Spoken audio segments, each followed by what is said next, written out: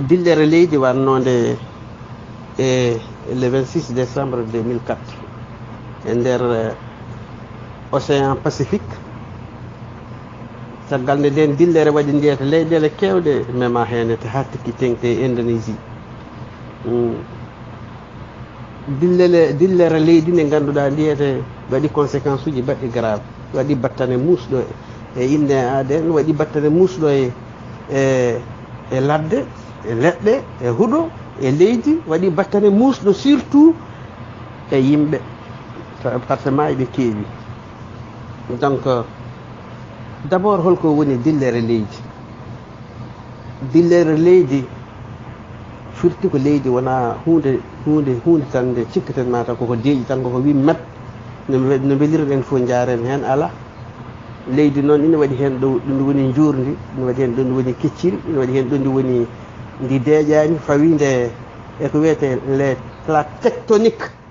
ko ɗum woni terme muɗum géographique manda plaque technique noon wiyete en tout cas ko kette leydi ɗe ganduɗa ɗe ko kette leydi. ko adi ko fof ko yimɓe jooɗima e nder Indonésie. oɗon gandi e Indonésie ine heewi dande gueeci mum ko nokkuji paydi, nokkuji laaɓɗi, nokkuji ko wiyete balnéaire, hono wiyete touriste en, yimɓe ɓe ganduɗa ɓe koɓe joom jawdi en ene keewi soɓe liggima e nder Europe walla Asie walla Amérique. kada sa soɓe ƴetti vacances maɓɓe ɓe jaaha e ɗiɗo nokkuji ɓe jaaha poftoyo to nete. kadi ko ɗi nokkuji welamma noon, nokkuji welamma drogue, ko wayno fijirde en, prostitution en, gurdam belɗam men ko toon min mbaɗoyti ɗum fof. en tout cas ñande oɗo ñalawma nde ɓe jooɗima ha waɗi ha e woni heure uji guila subaka e mbiyen kala ko fate kullulon ladde goni hanti mbayne beñi kon niyata mbayne paayɗi wayni surtout ñiibi ɗi noon, ñiibi ɗi gadi ɗum tin ñalli dogde kala hen ko tongonoki walla kala hen ko ladde sukkude haɗano yaade waɗi feere jogui ha kikiɗe kirɗo noon nde tremblement de terre o waɗi ndeer, c' est à dire waɗi séisme nder gueej. on séisme wiyama o yekkati plancher, c' est à dire woni mouvement technique ɗin ɗon mbiyatmami plancher hen goto yekkitama hakke métre uji 5 juuteni tawa kadi ndimos jaajendi ndi hauteur hono wiyete toweki muɗum e sur 1160 kilomètres. tawa on noon plancher musiba o nde ummi nder leydi yekkati ɗum. donc ina wayno tan duɓɓita leydi, duɓɓitgol ngol ɗon leydi tawa ko juuteni muɗum yeehi e ko fotata wonde 160 kilométres. joni noon firti wadde ko helande nde nde woni helande juutde, helande waɗde nder gueej ma won 160 kilométres e nder gueej. ko ɗon woni hoɗo wiyete noyau central o wiyete séisme o wiyete yitere helande nde ko ɗon waɗi. nde waɗ so waɗi noon kala nde jiiɗa helande waɗi donc walare nden ɗon waɗi e bien so heeli watta ko gueɗe ɗiɗi hen gueɗata yarata banggue ngala gueɗal yaro e banggue. donc waɗa libéré ko hecciɗi ko woni ko nder ɓayde ko écorce terrestre kala ko woni nder tawata ko wiyete les roches magmatiques ɗi ganduɗa généralement degré mumen yaha wona 1150 degré. ɗum ɗon ɗin ɗon roche uji wadde gonata koye mbayata kono ndiyam niyete gonata koye état liquide. donc so dañi lawol ɗo ndewi tan ɓarato ko dow way kono gona mbaɗa buusa ha heewa ndiyam aɗa wona wiide aɗa ɓitta ɗum. sa ɓitti ɗum so fusiri dow tan so dañi lawol ɗo rewi tan fuccita so fuccitima non seulement delirto koye banggueji mais en même temps ɓaaro dow. so ɓarato ko dow noon ɗon wonata koye wadde frotté e roche uji ɗiyete waɗata libéré koko wiyete des larves, waɗa libéré ko wiyete des cendres, c' est à dire ndondi, waɗa libéré ko wiyete des roches magmatiques kaaƴe ɗe ganduɗa ɗe ko kaaƴe ɓaleje gonoje nder leydi. ɗin noon ko kañumen jaltat. so gara yaltude noon diñirtu ndiyam gonnamnami dow mumen, so diñiri ndiyam ɗam gonnamnami dow mumen ɗum ɗon noon woni jiya toon waɗa vague, c' est à dire waɗa lefol ndiyam waɗa dem feƴƴere wiyete nden dem feƴƴere noon wiyama ñande hen yeehi hande dañi 3 métres to wiide. donc kala nde jiiɗon on ɗon nden ɗon dem feƴƴere ɓaari dow mais sonde wutti nde ɓaarato koye nokkuji ɓurɗi lesɗude nokku ɓurɗo lesɗude woni ko ganduɗa to ko toon woni fongo to yata fongo o ko toon yimɓeɓe kodi ɗum taki yimɓeɓe e leɗɗe ɗe e leydi jorni ndiyete e koɗorle ɗe e tourisme en ɓeɗon campement touristique en ɓe hôtel aji ɗi ko ɗum woni ko yooli ñande hen ɗum ko métre uji capantati dow so daari pirlima e nder yimɓe e nder 30 minutes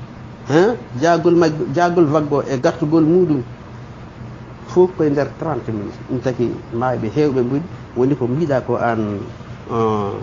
sehil meɗen Amadou Boubou Diallo mi ruttoy o joni noon en mbi dillande leydi nde so nde waɗi e nder ndiyam tawi ko ndiyam heedi dow mayre ɗon wiyete ko séisme on noon so waɗi libéré énergie roche uji magmatique ɗi jalta boowal on wiyete safara yalta henen ndondi mawdi yalta henen ɗum ɓaarima dow ɗum towi ndiyam ɗam yeehi ha heeɓi 50 métre dow ɓaarato ko fongo so ɓaarima fongo rufoytu deeloytu so deeloyima deeloyo e koɗorle ɗum taki on ɗon séisme so ƴeewama no wayni bonde no wayni battane makko no wayni musde yimɓeɓe e ko bonni koyde eko majji hen ko yimɓe par ce que majji ko yimɓe eko maayi koko lima ko sa rendini gueɗe ɗe ɗiɗi ina wayno ko maayi yimɓe lima ko 216 000 morts temeɗe ɗiɗi ujunere e sappo e jeegom temeɗe ɗiɗi e sappo e jeegom ujunere inne aade maayi hen lima e ɗin ɗon dumunnaji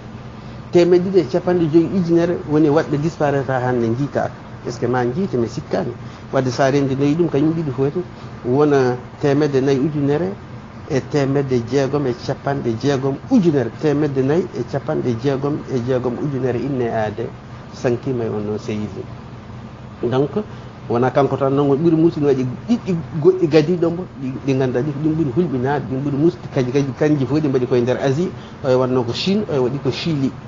donc garten e oɗo tremblement de terre mo ganduɗa waɗi ko le 26 décembre 2004 nde waɗi nde to wonno ndiyam ɗam yaari woni ko Amadou Boubou wiyata ko hen donc ren feƴƴere adana nde nden rondi ko hunde tinde rondi ko hectere leydi tinde nawi ɗum ha 6 métre de hauteur rutti kadi nawori juutendi leydi ndi ganduɗa ndi ete ma won 160 kilométres nden ko ɗon tan wanno haal joni noon waɗi koɓe mbiyata ko wiyete secousse aji batte ɗi noon ko ɗi gaddi musiba o hen ɗin mbaɗi helande mawde yajde nden waɗi libéré roche magmatique o nden nde yalti nde kañum rondi ko ndiyam ɗam ganduɗa ɗam ko ndiyam ɓolam ɓoccalam woni ndiyam océan Indien ɗam ɗam yaha ha heeɓoyi 50 métre towendi dow ɗum woni hanti deeloyi hoɗo deeloyi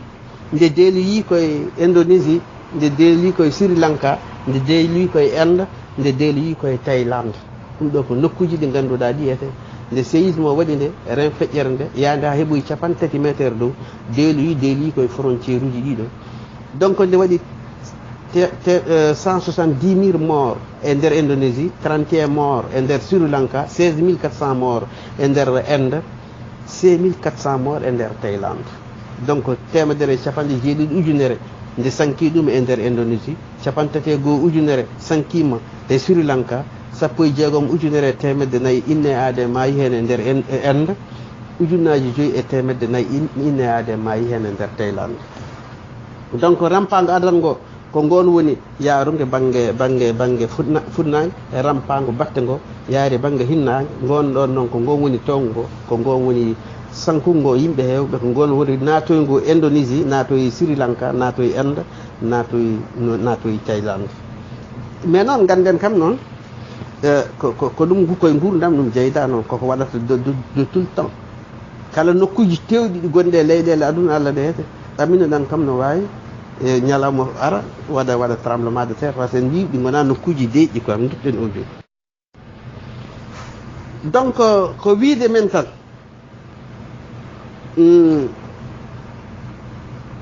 leydi ɓayde wona ko deeƴi surtout ha tekki tenke nokkuji muɗum towɗi ɗaminoɗen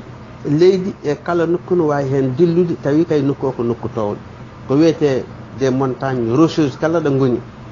ganden kam to nder toyete lesto wonko woni toon ko deeƴani te fawi koye e hunde nde ganduɗa eɗen mbawi wiide ko ndiyam walla ne mbawi wiide ko matiére en état liquide on matiére noon mbayde deeƴani e bien yaata kono wambo par ce que ganden noon aduna o ɗo fuɗɗi ɗo wiyeteno ko gondu wona ko ɓodde wotere ko dunde wotere tan wonno e ha ɓooyi oɗo musiba mbo kalaten ɗo to woni basgol deƴde leydi addani leydi ndi yerɓe dilli waɗi kelanɗe woni ko wiyete la dérive des continents donc kala hen ɗo helande nokku heeli diƴƴe ngara ɓilo hakkude muɗum woni hanti océan pacifique oɗo daña océan indien daña océan atlantique daña mer méditerranée daña océan ɗiɗo geecuji daña fecci hante aduna o morceau je par morceau ji woni 5 continent ji nden ɗi hande woni amérique woni afrique woni asie woni europe woni océanie ɗiɗo 5 continent addi ɗum ko dérive des continents addi ɗum ko kelgol aduna addi ɗum ko séisme walla tawa ko tremblement de terre holko serdi tremblement de terre e séisme tremblement de terre wiyete boowal e leydi joni ko tremblement de terre heewi wadde tan ko ceeki hela kuɓeje hela waɗa nokkuji waɗa gasɗe muɗum feeco ɓaaro nder on tremblement de terre noon so waɗi nder leydi so nder dillere waɗi e nder ndiyam waɗi e nder geecuji walla waɗi e nder nokkuji ɗi ganduɗaji ko ndiyam hekki ɗum wiye séisme ko jibinta so yiyama dow koko wiyete tsunami heewi wonde ko ren feƴƴere ndiyam nde ganduɗa ina wawi bomde aduna est ce que ta sah